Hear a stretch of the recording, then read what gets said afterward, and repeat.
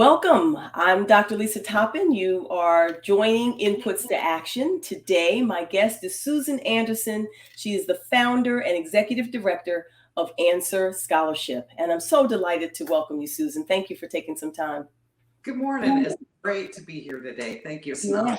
Well, you're actually my first guest of 2023, and so I'm super excited to talk with you. And we are in January, and we know that we're coming up in a big service way with MLK Day coming forward. So I think this is the perfect time to have this conversation with you. So thank you. So let's start.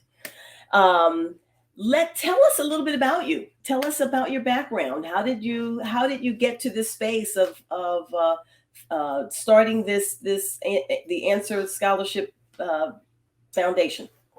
Well, we all have a story. All of us have a story. And I remember being a little girl, about 4 years old, and hearing my father talking about going to college. My dad went to Georgia Tech, and I didn't know at the time he was the first in his family to graduate from college.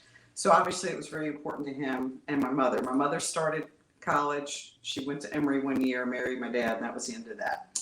And I know my grandmother was very upset about that because my grandmother never had the opportunity to go to college. She wanted to, but again, a different time, different era.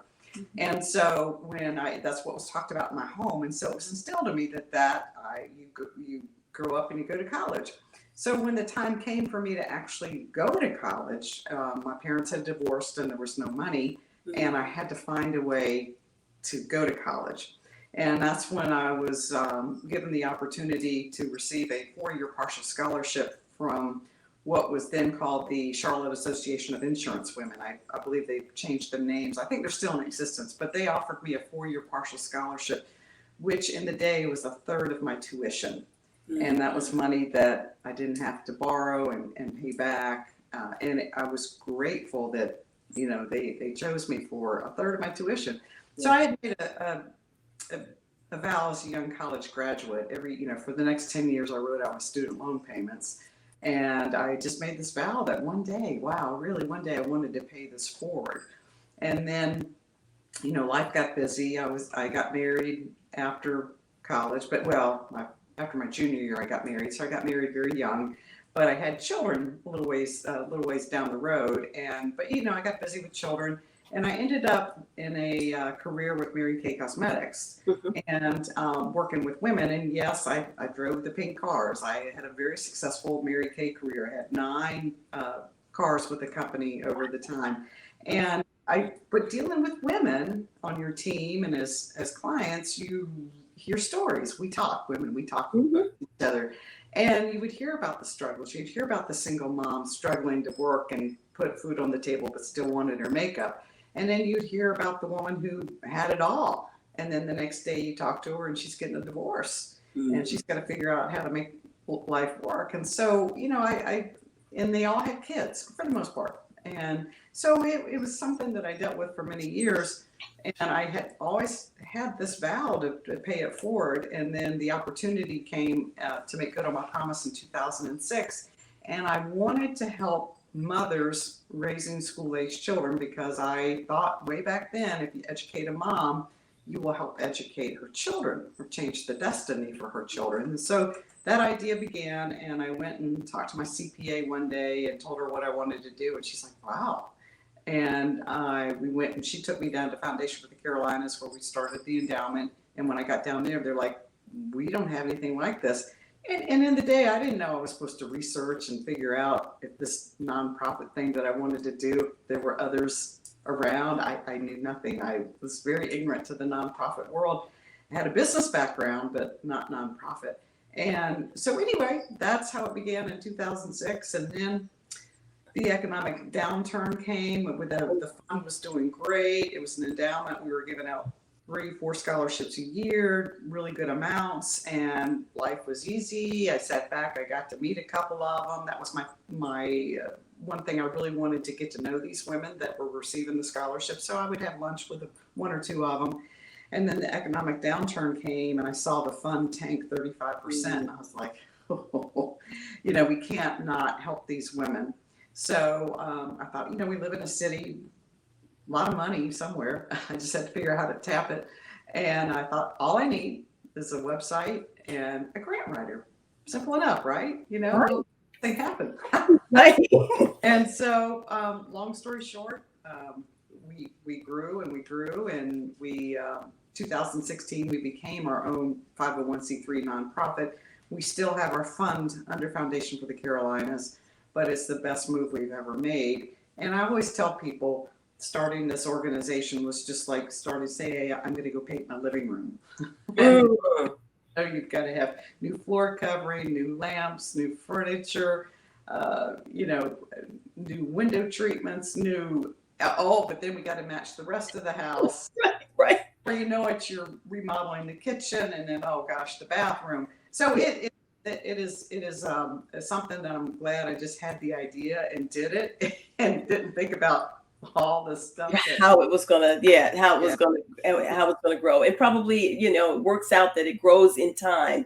So before you have a chance to think about that and get scared and run away, you just evolve into it, Yeah, exactly.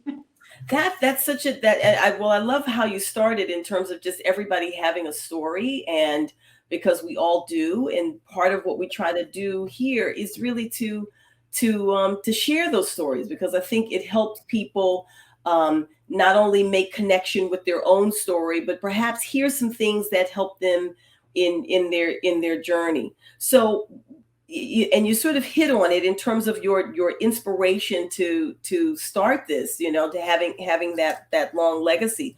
So as the organization has grown, you really have several constituents that you serve. Tell us about that. How you've got people who are donors, you've got the scholars, like who are all of what are all of the parts, and who are all of the people that sort of make up this organization? So our basically answer is comprised of three main groups. One are our donors. We could not survive without the donors. Then we have our volunteers. We could not do what we do without the many, many, many hours that these people volunteer their time, their talent, and their treasures with us. Could not do it. We don't have enough money to pay staff. And then we have our scholars, which is the reason why we're here, is our scholars. First and foremost is them. So we have three buckets, and we try to divide our time and resources amongst those three key areas. Yeah. Tell us a little bit about where and how the volunteers participate. What kinds of things are they doing? In what ways are they serving the scholars? So Answer is more than just a scholarship program. They are receiving not only a scholarship between $2,500 to $5,000 a year. The $5,000, we support 4-year degrees of their choice. We'll support the associate degrees of $2,500 for limited degrees in there. But what we do is we have a mentoring program. And that is really our Mentors for Mom program is sort of our secret sauce, the key to the success of the Answer Scholarship. Why we happily celebrate an 85% graduation rate when the national average is only 46%. It is that one-on-one mentoring that each scholar receives is paired with a mentor and who comes alongside. And this woman can make a difference. Plus, we have 50, 60 community partners that we deal with, because in this journey, life happens. They need legal, rent, money, car repairs, health issues, whatever. So we have the resources to say, here are community partners that can help you with housing or Dress for Success or counseling. So we've even partnered with some counseling services too. So we try to help the whole individual, although we have to stay focused on education, and that's what we do. Yeah. So then we have, so that's our mentors are probably the biggest part of our volunteers. And then of course our board is all volunteer. Then we have the committees. We have folks that, communications, we have a few on there, but we do have 3 part-time staff that we, and 4 including me. So we work on a very small budget, but we really rely on these volunteers, and it's our mentors that really are the key to the success of what we do. Yeah, well, and just as you describe it, I mean, there's tremendous success to have an 85% graduation rate is phenomenal. Particularly as you juxtapose that with the national average, that's really great success. I'm wondering what you're seeing. So what hurdles? Because you mentioned several partners, community partners that you leverage to support the women getting through. What kinds of hurdles are they facing? Is there a theme, particularly as we're coming out of COVID, that women are hurdling to get to completing their education? Well, first of all, many of these women are first generation college students. Okay, so they oftentimes don't have the support of the family or just don't know how to navigate the system. Second of all, a lot of them, these are very smart women to be where they are, but they lack confidence.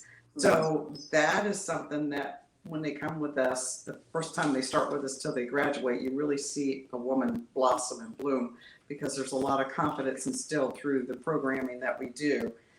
Second of all, they're raising children full time. They're time constraints. Many of them are working full time. They have to be an answer. They have to be enrolled in school full time, and people look at me like, "Are you crazy?" Well, maybe. But we do that because there's a start date and an end date to that process. But so these women,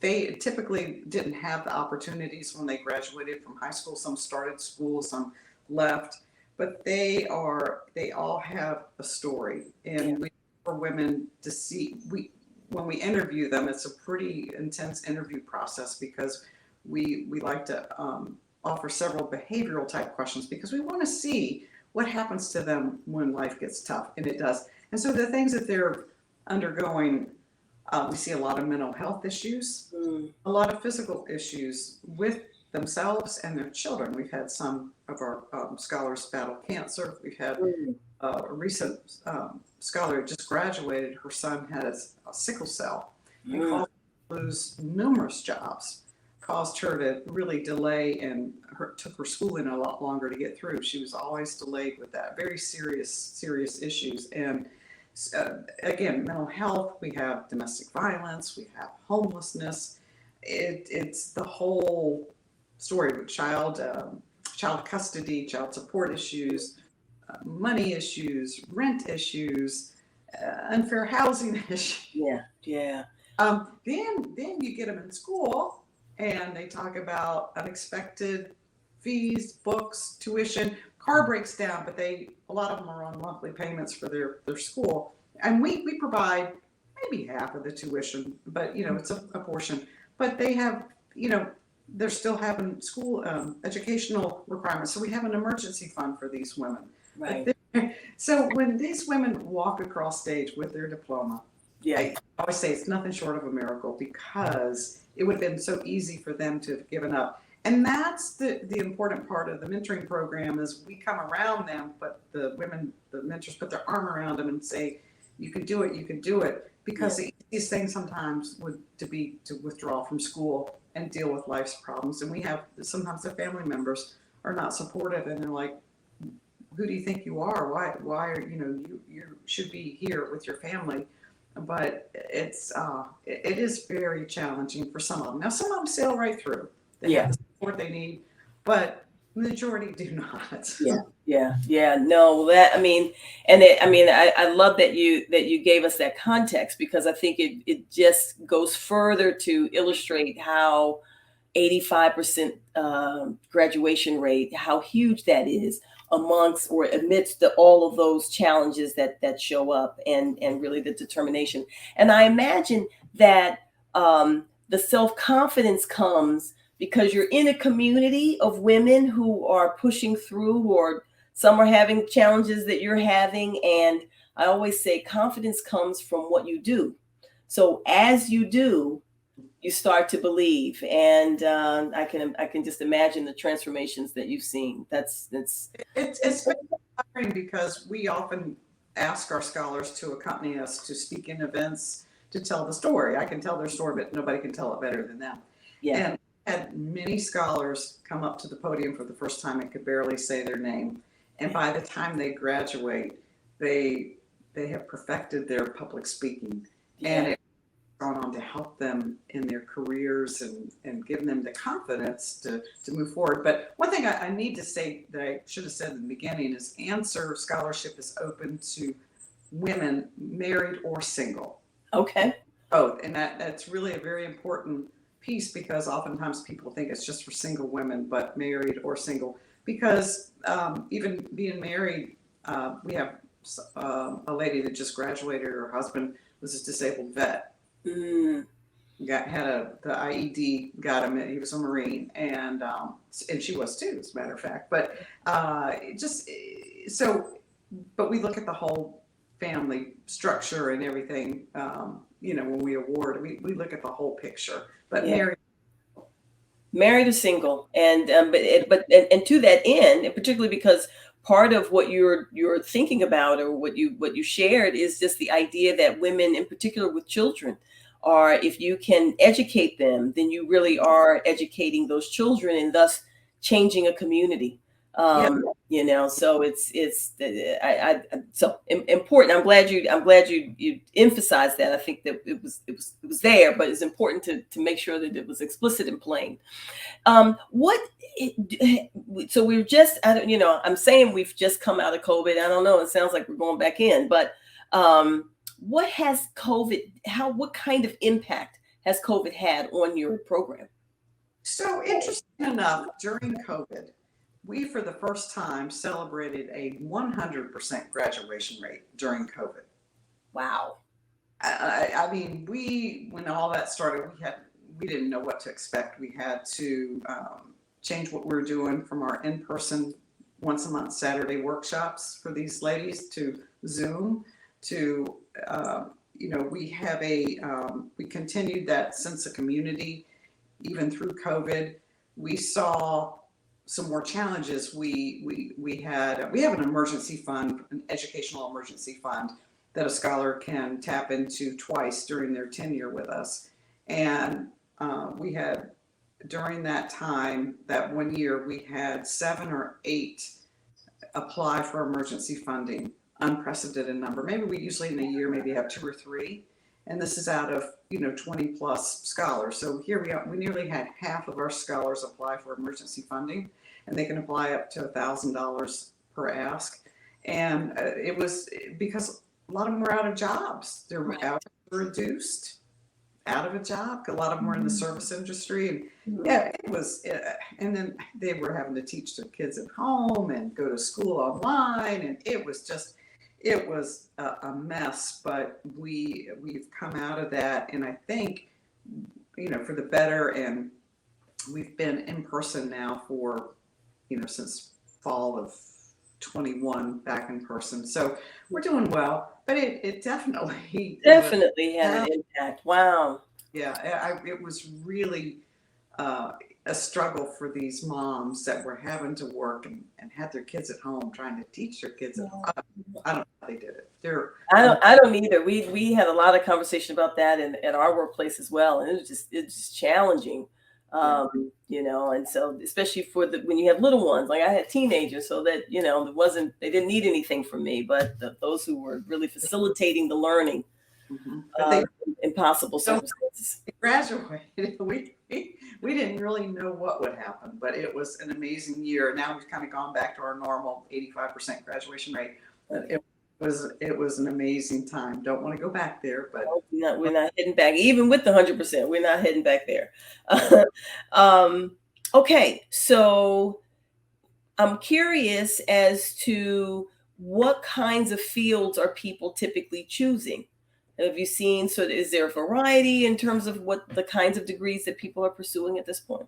It's interesting. Right now, out of the 23, 24 scholars we have, 7 of them are nursing students. Oh, interesting. Or RN, the 2-year associate, PSN.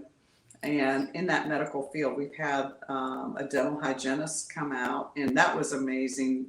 Summer of 21, this lady graduated from Central Piedmont, and got a position making over $80,000 a year with a 2-year degree.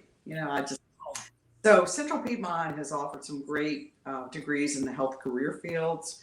Some of our ladies are doing social work, but that does require a master's, which we don't support after that. But we have one that's math major, accounting, and several in the business field, communication field, basically all the degrees. But what stands out at this point is the number of nurses. And so we actually, at our Saturday workshop, break them into groups, so that a peer group. But we actually had to start one specifically for the nursing community, because that is it's very difficult courses and different challenges than the regular students. So we have them in all fields. All fields. Well, that's good. I'm encouraged to hear that there's so many nurses, because we know the challenge that field is taking, and I'm hopeful we got some teachers too, because that's another. We do. Yeah. We have we graduated one teacher last December last year. Probably about one a year gets in the education field, and they do well. Most of the time they go on to get their master's. And like, we had one lady that graduated from Winthrop several years ago. She had 4 kids and she was married. She went on to get, she graduated her degree in teaching, went on to get 2 more masters. Her husband went back to school, and her 4 children have started college. Wow. And she's now the director of STEM at Winthrop. So, wow. That right? Yeah, but she started with a teaching degree. So often they continue on. They don't always stay in the classroom. Yeah. But I mean, again, that is proof in the pudding in terms of the kind of difference that you're making in terms of changing lives, changing it for families. And now she's involved in a significant university, and I'm going to say educate the next layer of professionals to join us. So that's exciting. I want to, we're in MLK month, coming up on MLK Day, and which is all about service. And I'm wondering if there are ways in which people who are looking for opportunity to get involved, are there ways in which volunteers can join you? How do we get involved with it? So the easiest way is for them to go to our website at answerscholarship.org. And one of the biggest needs we have are for mentors, because next year we hope to support 25 scholars, and each scholar needs their own individual mentor. It's about 10 to 12 hours a week. The requirements are on the website, but we look for somebody, and we pair our mentors with the scholars kind of based on backgrounds, education, and different aspects of their lives to try to get the best pairing. And it's I think, as I mentioned, it's 10 to 12 hours a week of a month. I'm betting. It's a good amount of time. But you go to the website, but we do need these mentors. We do provide training for them. There's a pretty extensive interview with them. But that is probably one of the most rewarding ways to give back, is to actually make a change in somebody's life. Some of the scholars don't need much help at all. Some need hand holding. Some need you to review their papers, and some have issues with the family, and then so this mentor can say, hey, here are our community partners, go there. The other thing we always look for are for men or women in professional development that maybe could help facilitate one of our Saturday workshops. We have different speakers come in and talk about different topics, from money management to self-care to dress for success, for networking, interviewing, resume writing. We do a whole, we select our topics basically the summer before we get started. But we need help with planning our events. We have 3 signature events a year that we do, and we need help with that. We are always looking for, if you have a finance background, we have a finance committee that does a great job keeping us straight. So we have, always, needs in the background for folks that just want to get their time. I mean, we don't have we don't fill shoe boxes, so we don't need hundreds of volunteers, but we need a few very dedicated volunteers. We're always looking for potentially good board members, people that want to serve, that have a good network that could help connect us with their network of people. So, always need good volunteers. Yeah, well, it's such an important organization. You're doing such important work, and I think the nice thing about what you're describing is you really get to see the outcomes. You get to see Mhm. the growth in the scholars and their matriculation, and then seeing the outcome, like the story you just shared of the woman with the 4 children who is now a director of STEM programs. And so that I mean, often when you're volunteering, you really would love to see the outcome of your work, and that I think you just described sort of a great opportunity to do that. So we always close with one question, and so here is our closing question. You have given us great input, and now, what is one action that we can all take? The one action is to come volunteer. Yes, yes, The biggest thing is, it truly will make a difference in your life yeah, and the life of a scholar. And, come and volunteer. Tell people about what we do. Help yeah. us spread the word. What we do. We have a lot of media presence out there, a lot of links and things you can share. Sign up and, become our Facebook friend. Find us on LinkedIn and just spread the word. Tell the people, because right now we're accepting applications between now and March the 1st. And Okay. believe it or not, that is probably one of the hardest things for us to do is to get the scholar or the applicant to complete the application. Hmm. Part of that is they don't feel worthy. Yep. They think, oh, why would there's no way they're going to accept me. But we accept basically 50% of all the applicants that come through. Wow. So it's a high number. Yeah. And a team that works to try to beg these women, just complete the application. Right. And if you're in school, you've got a really good chance. And so we really, right now, our biggest need is getting applicants for the next school year. We'll start our interview process in April. Okay. And we need to make sure we have mentors for all of That our group. scholars. So it's always this balance that we do. And again, just, if you want to make a difference and help us, you can go to our website and donate online. We really appreciate all gifts. Treasure your time, your talents to share with us. 100%, and changing a community in the process. So so that's the extra gift part of it, is that you really are doing important things, important work. So Susan, I just appreciate so much you taking time and sharing yourself and sharing Answer with us. And I'm hoping that community that you're going to go out and go to the website and not only donate, but also look for ways in which you can get engaged and support these women who are matriculating through and really changing community in the process. So I thank you. Thanks for joining today. Thank you. It was an honor. It really was. And thank you for listening to Inputs to Action. I'm Dr. Lisa Toppin, and I will see you next time. Thanks so much.